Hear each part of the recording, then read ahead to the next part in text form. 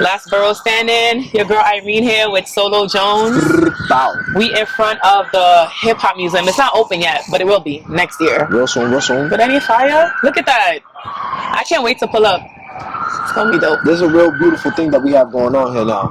Like Yep. that, to have the museum here in the Bronx, Yep. in this area, the way they took care of the grounds and, Yep. and shaped this up. I can curse. Yeah. All right, cool. Everybody curse on this shit. What's good? We here. Yeah, Last we Borough here. Standing. We What the here. fuck is good? So- I'm Solo Jones, guys. Hey. Solo Jones. First of all, how did you get the name? Like, where the name came from? What's Solo Jones? What does that mean? It's Solo short for Solomon, Oh, which is the okay. full name. Okay. And it was a given name. Yeah. You know, we studied a lot of, you know, biblical things when we was young. We studied a lot of Greek mythology. We studied a lot of, you know, things. You know, Yeah. I went to school. Yeah. So, and it was something I was saying on songs. I was already saying Solo Jones a lot as like a person that listens to music on their own, or a person that does their own thing. Kind of just thought that was what it meant at that point. Okay. But it was like a lyric though. Yeah. It was, you know, on my Solo Jones shit. And then somebody pointed out to me, he was like, yo, that's you, bro. Like that's your thing. And Yeah. then, you know, it all just kind of Came together. yeah, it was like it happened for me. So yeah, That's dope. That's dope. What part of the Bronx you from? from all parts of the Bronx. You feel me? I'm from the whole. I am the Bronx. I mean, there's a part that is a part of the Bronx. I am there. I coexist with it. But That was deep. That was deep. You went deep. I was brought up in Pelham, and Pelham is my stomping area. Allerton area. Okay. Yeah, that's where I originally started from. So let me guess. Your favorite train to take was the 2. It 2 and 5. was the only train to take Yeah. for me. You feel me? I wasn't Yeah. doing. What am I doing on the 6 train? Well, I ain't got no reason. If I need to go on the green line, I'm gonna catch the 4 or the 5 Yeah. because that's express. I'm not playing these We're not games doing with the y'all. local. I'm We're not not- playing it. Yeah, that Ain't shit nobody is got time for that. 84,000 stops away from my fucking place. I'm good. I'm gonna get there when I get there, but I'm gonna get there in the right way. Yeah. So what was your upbringing like in Pelham? Like what was that for you? Calm. Like, yeah. Calm, nice area. Yeah. Pelham is smooth. Pelham pretty is- chill. Yeah, you know, like considering where I hung out at and where I spent most of my time coming back to Pelham, it's like, oh, okay, nah, this is beautiful. I got neighbors here with houses and whatnot. Like it was a different type of thing. Yeah. But I'm raised on 149th and 3rd Avenue. I'm raised on Webster. I'm raised on Watson. You know what I mean? I'm raised on Westchester Avenue. That's just that's my cloth. Yeah. So I was able to tell the difference from early. So who were some of your early musical influences and how did it shape how you created music? I was a child of hip hop. Like I'm cut from that cloth. So anything that's 90s related, I was here for it. I can't pinpoint any certain key elements because I drew from all of them. Yeah. I drew from East Coast shit. I grew up on East Coast music, Kiss, Nas, DMX, Jay, early, you know what I mean? Early era of that. Yeah. And I also grew up on West Coast shit. And I'm not just talking about like Drain, I'm talking about like Far Side. And you know what I mean? I grew up on all the eras, Native Tongue, Brand Nubian shit, De La Soul shit, you know what I mean? Like that was my cloth. So that influenced everything. That influenced the talk. That influenced the type of music you make from the jump. Because, you know, Yeah. that's where we from. Yeah. Facts. Yeah, Facts. that's part of us. Yeah. Oh, we got some silence. It's nice. Yo, if it was this quiet over here, I hope they don't come back. I hope they go the fuck home. We here. So, what are your thoughts on the evolution of hip hop? We going in a lot of different places right now. Mm. There's a lot of things going on. You know, I do feel like there's a horrible generational gap that a lot of people are trying to navigate. And then there's a lot of people that don't give a fuck and just want to do what the fuck they want to do. And we love that. And I love, like, all right, so my son is 16 years old and he's big into everything that is in his age bracket.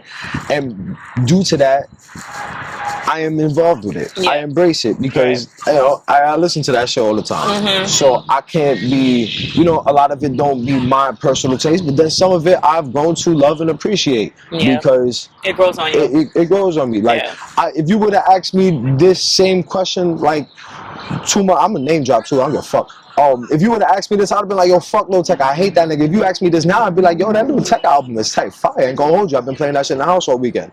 You know what I mean? Yeah. So it's a big generational gap, but those that know how to navigate will definitely find their way through.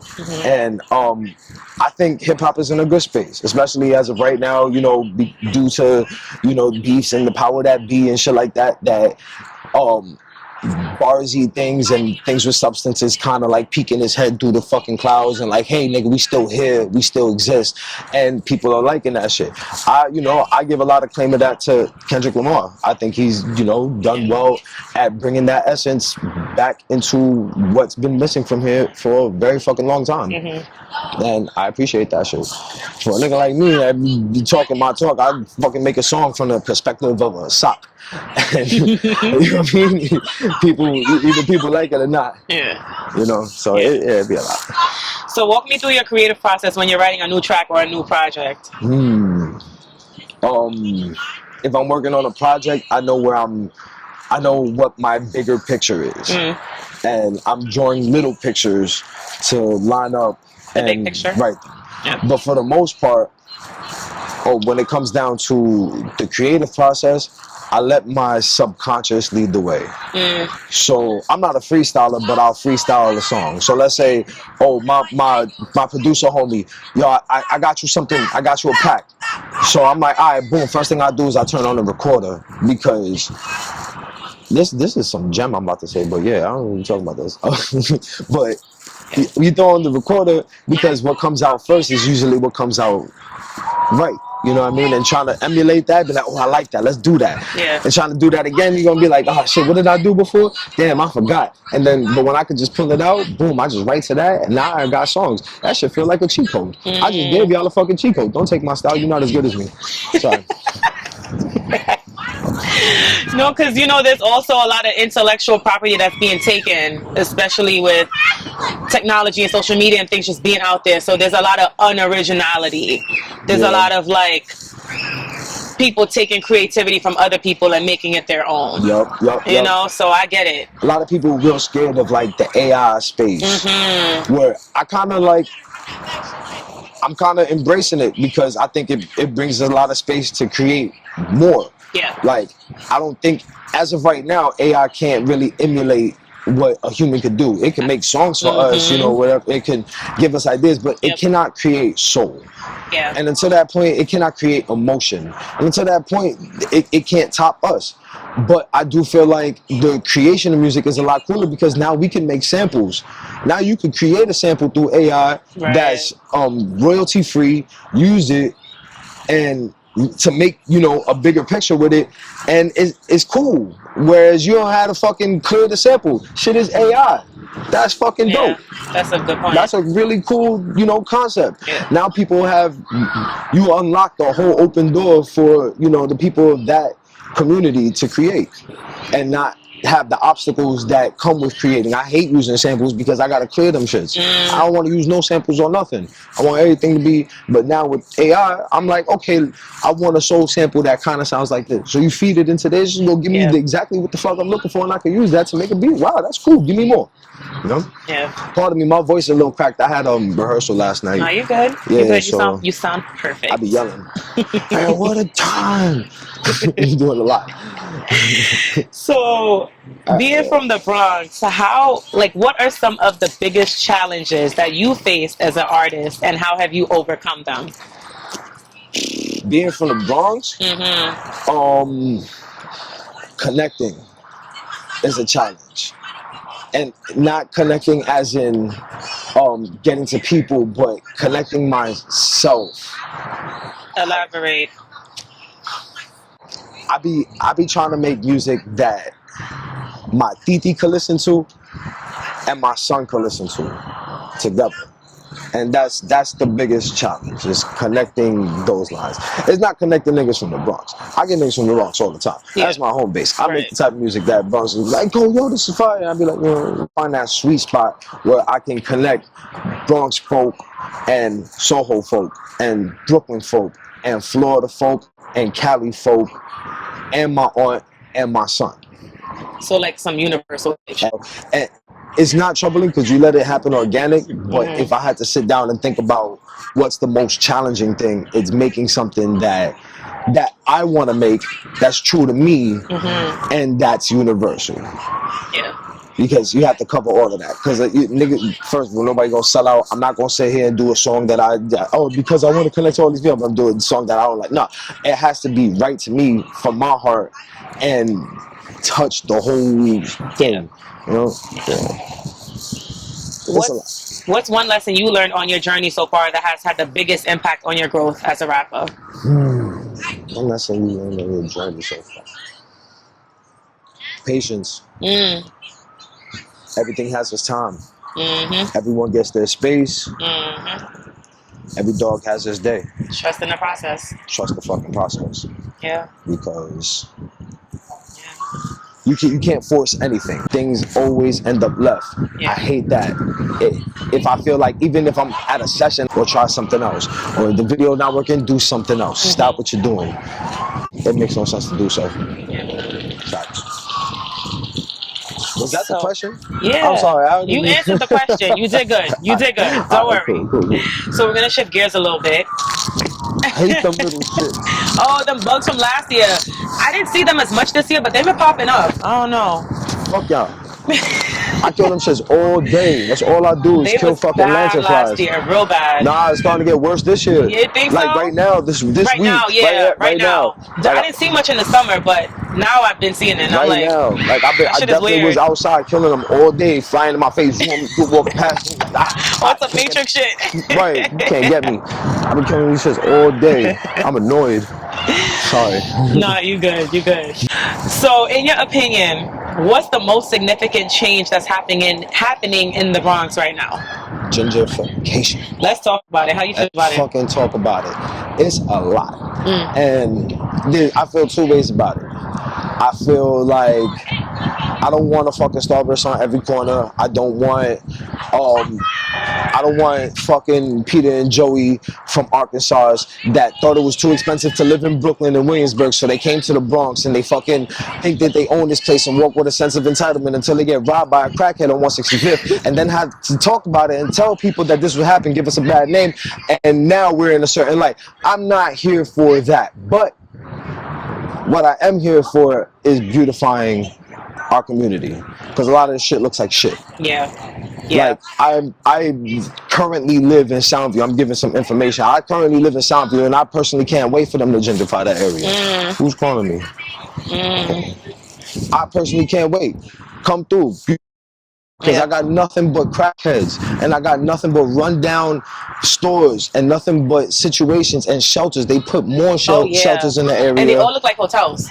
They all hotels. Yeah, they say hotel on the front, but it's really a shelter. And it's a shelter.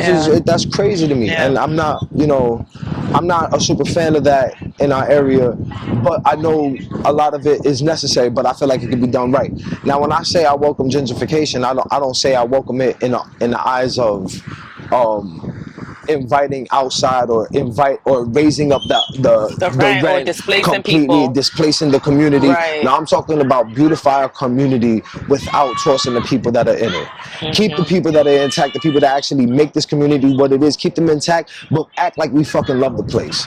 Act like the place ain't what it is. Act like the tax money isn't flowing in and out of this motherfucker in such a big abundance that we don't have the space and the revenue to take it in. Can I tell you something I just found out the other day? What?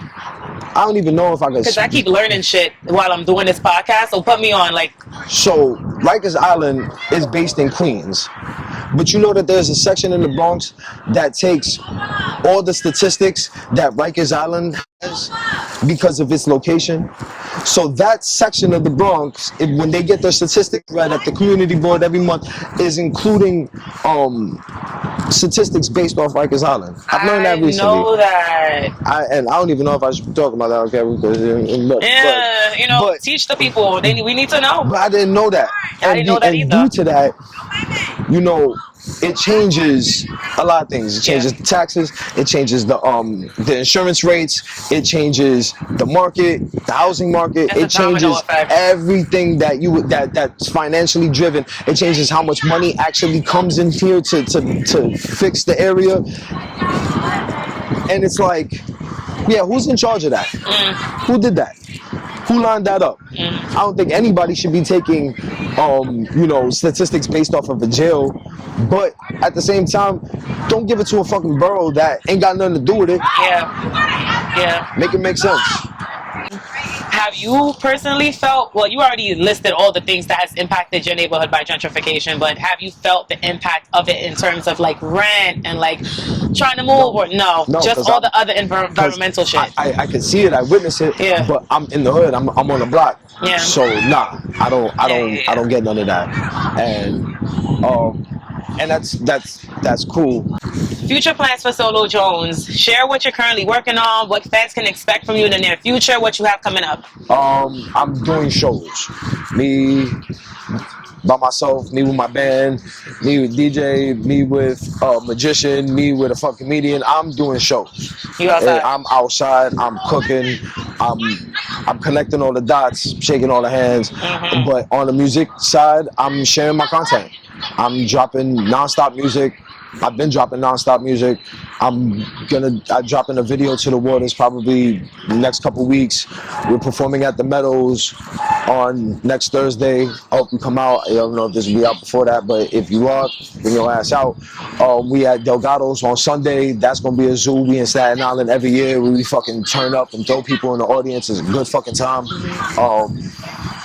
And yeah, bro, it's just it's non-stop. More next. I'm dropping an album real soon. Shit. You wanna know the name of the album? What's the name of it? It's called Fuck Outta Here. You dead ass? I swear to God. Why you named it that? You gotta listen to the album. Fuck Outta Here. Answers and shit. No, I gotta listen to that. Yeah. I gotta listen to that. And it's yeah. I like cohesive pieces of work. Yeah. It's gonna be a fun time. I'm looking forward to it. I'm gonna listen to it for sure. It's gonna be very me. I ain't gonna hold you. I was building joints and I was having like these fake, real deep, thought out pictures that I was painting and you know, and I want to go in this direction, and they were really good, you know. But I was like, I haven't put out a project yet. I don't feel like I'm in a space I'm able to put out a project. I just want to hear song, video, song. Just keep flooding. Felt like a waste of music for me. But I'm like, I want to put out a cohesive piece of work, and I need it to feel like me. I need to feel like completely me. Yeah. So what is me? I have a shirt that I wish, you know, this interview was tomorrow. I would have had my shirt on. It says "Fuck Outta Here." That would have been on brand. Yeah, the shirts come out. Just send me a picture. Yeah, I got you. Tomorrow, I'm gonna show you. What advice would you give to young artists coming up in the Bronx? Just keep going. Yeah. Don't stop. Don't take no for an answer. Don't take any box for an answer. Don't fucking let anybody generalize you. Don't let anybody commercialize you. Just do what the fuck you do. That's it. Keep doing what you're doing. If it makes sense to you and you like it, you love it, continue. Don't stop. If it's drill, if it's pop, if you want to sing fucking country music, do what the fuck makes you happy. And that's it. And nobody can stop, because at the end of the day, all this shit is about transparency and being genuine and being vulnerable to who you are, what you do.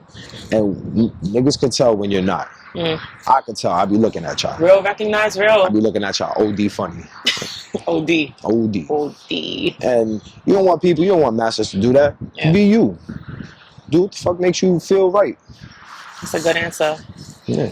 All right. That's to anybody. Yeah, shit. And I'm taking especially if that you're from the advice. Bronx. I'm taking that advice from my damn self. Yeah, fuck it. Because Yeah. people want that. People want people that are doing what they want to do. Yeah. That feel like they're in a space. All right. Those kids, what's their name? The Paul brothers, Jake Paul and the other Paul. I don't fucking know his name, but one of them, Jake, like the Paul brothers. I'm sorry, I lost my shit. Yeah. Like the Paul brothers, but them niggas is fighting in one of them fighting in WWE, the other one fought Floyd Mayweather, one of them was fighting Mike Tyson in a couple months and shit. Like that's fire. Like that's so fire. They living their lives. Like they, might have a general consensus by the people, by the masses. But if you look from the outside in, these are two kids that are living the best life that they could possibly live. How could you be mad at that? Yeah. They're doing Live your exactly life. what they want to do. Yeah. Now, mind you, it might be a little bit disrespectful. I wouldn't want, I don't want Tyson fucking up his legacy and, fighting on camera. There's so many things that could go wrong with that could be wrong with that. I never want to see that. But from the opposite perspective, I'm like, you get a chance to do that, you better go do that shit. Yeah. Go do that shit. Go make sure you get that shit on pay-per-view. Show everybody, show the world. Facts. Fuck out of here. Like that's legendary. Yeah. So, hold on. Oh, dope shit. All right, this part of the podcast is pretty new. It's a little rapid fire. I ain't come up with a name yet. All right. But I'm gonna just ask you a bunch of random questions, and I need you to answer them as quick as possible. All right. All right. Boom. Deli or pizza? Pizza. Chopped cheese or bacon, egg, and cheese? Chopped cheese. Dream collab with any New York rapper? Dead or alive or? Both. Dead or both. Jay-Z and Pun, but Pun in '99 type shit. Yeah. Well, when he was alive. Yeah. So obviously. Favorite thing about the Bronx? Everything. Yeah. It's originality. It's style. It's unapologetic fucking behavior. Where to each his own and to own is each. Fuck out of here. You better not get in my fucking way, and you know why. That's what I love about the Bronx, because we all feel the exact same way. And this is my home. Damn. And I'm a defender. That touched me. Oh my God. You know what I mean? This is a listen, you could stretch us as far out of here, but this is one of the only places that follow you. With New York in general, that follow you everywhere you fucking go. Like you put me in Cali and he's be like, who that New York boy over there? I be like, yo, respectfully from the Bronx. They'll be like, oh shit. Yeah. They let my Yankee hat fly. They know. They let my shit fly because I ain't got nothing to do with that. And that the person I am here is the person I am everywhere. The person I am when I wake up, is the person I am when I go to sleep. And that's something that New York teaches you. That's something that being from the Bronx teaches you. Yankees or Mets? Get the fuck out of here. What fucking kind of question is that? I had to ask. There's some Bronx Mets fans. They exist. They exist. Corny. Go get the fuck out of here. Go move to Queens. All your other Queens friends. Fuck out of here, flushing ass niggas. Fuck you talking about? Bronx Zoo or Botanical Garden? Bronx Zoo. It's free on Wednesdays. Facts. You know. Facts. The Bronx in one word. That.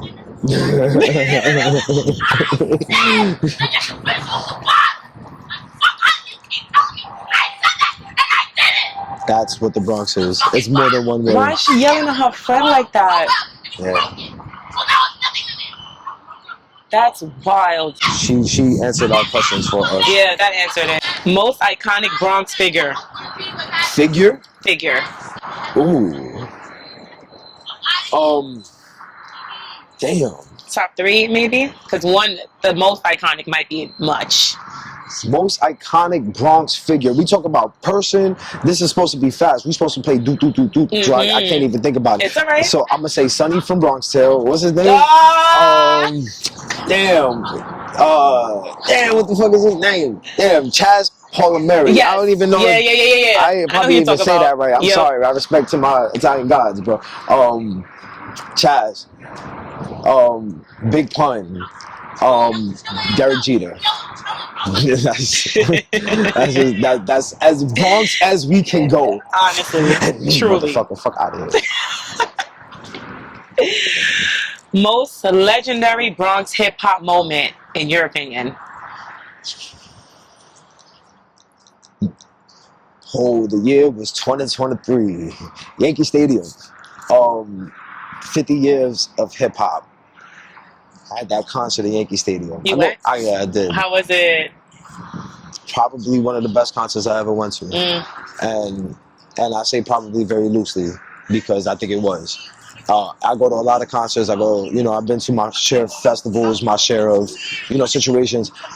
And my hairs haven't stood up like that during a concert or, during a sitting and have such a legendary time and moment. And KRS-One came out and he did the Bridges Over and MC Shan was somewhere in the building. And I was like, nah, MC Shan is here in fucking Yankee Stadium. Are y'all fucking serious? This is legendary. And Run DMX ended the show and it was their last show together. And Lauryn Hill came out and did The World Is Yours with Nas.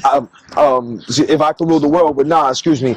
And it was just some of the most legendary shit I've ever seen in person. Home, here at Yankee Stadium. I ain't had to stretch far for this. And it was one of the biggest hip hop moments in my personal life, and that shit was last year. Like, I still be watching them shits on my fucking story on this day, and I'd be like, wow, this was so great. Like you was there. Wow. Yeah. And we was on the floor too. It was crazy. That's dope. There's a lot of legendary moments, obviously. Yeah. But personally, if I could think about one fast, I'm gonna say, that was that. That was that. Your favorite memory? This is supposed to be rapid, and it ain't. It started getting a little bit not rapid. What's your favorite memory growing up in the Bronx? Do you have a favorite? Learning, being outside. Being a dusty little nigga. Dusty. Yeah, I was dusty as fuck. Being out here with my other little dusty niggas on our bikes and having pegs and some fucking big motherfucker on the back of my pegs dropping my wheel down and shit. I'm trying to huff up a fucking hill and shit with it. I'm like, you can fuck up my bike and walk, bro. You mad big. And things like that. Yeah. Those are the creation or the forming era. When when it was the blog era and we was all out here in skinny jeans for the first time and just going downtown and bait and BBC and all this shit and come bringing that shit uptown and uptown looking at us like, man, what's going on here? I don't know what's happening, but I like it. Like, nah, you can't get this over here. Sorry, you better go to VIM. That was the formula, but that was the creation of us. Yeah. So that when I think about my key, but those are personal. So, Yeah. Those my personal key. Riding bike on the fucking highway. On the Brooklyn, doing shit I should not be doing. Yeah. I get deeper than that, but then it might not be a good. It might not be a good. Oh, okay. Well, breaking into my house. Nah, we gonna get weird. Don't do that. Don't do that. Maybe off air. Maybe off air. All right. My last question, and I ask everybody this question: when you hear Last Borough Standing, what comes to mind? The Bronx. Why? Because we the last borough standing is the last one here, the last authentic thing about the United States exists in the Bronx. Not about New York, not about the East Coast, not about the motherfucking United States. It's in the Bronx. This is the last borough standing. The last bit of authenticity is here. Yeah. They stripped everything else thus far. Brooklyn, you're gone. I'm sorry. That's crazy. Y'all are my friends, y'all my family. I'm there every single day. I spend my time, my money, my love there. But it's like half of y'all now, y'all split. All y'all got pushed to East New York, and we hate that for y'all because you know what I mean, all the bullshit over here. We are the last authentic borough where nothing you can do here will change what the people bring and what the people feel like and what the area feels like and the smell of the Bronx. It's crazy. I know. We can talk about it. We can't talk about it because my service sucks out here. It's regular Bronx shit, and I know it, and I love it, and I'll defend it to the devil. Fuck out of here. Amen. Amen. Solo Jones, where can everyone find you on social media? Yo, just write my fucking name in your shit, yo. Solo Jones, that's it. Boom. It's gonna be me. That's You it. see me there rapping and shit, pointing at you, microphone, some shit. Solo_Jones. As you can find me on Instagram. Find me on any search bar, Apple Music, Spotify, all of them shits. That's probably what you use. So you should go type it in right now and see what happens. You're gonna see my face. It's gonna be cool. You're gonna listen to something and you'll be like, wow, this is nice. No. So yeah. You're weak. Welcome. Thank Welcome to the you. community. Thank you so much. Appreciate you. Thank you, yo. Solo Jones, Yo, y'all. Last Borough fucking standing. Fuck out of Let's here. go. You know the vibes. Get your shit together. What are you doing? You ain't doing nothing special. You need to figure something out. There's a whole world out here, but it's all right here. You gotta come fucking out, man. Peace, yo.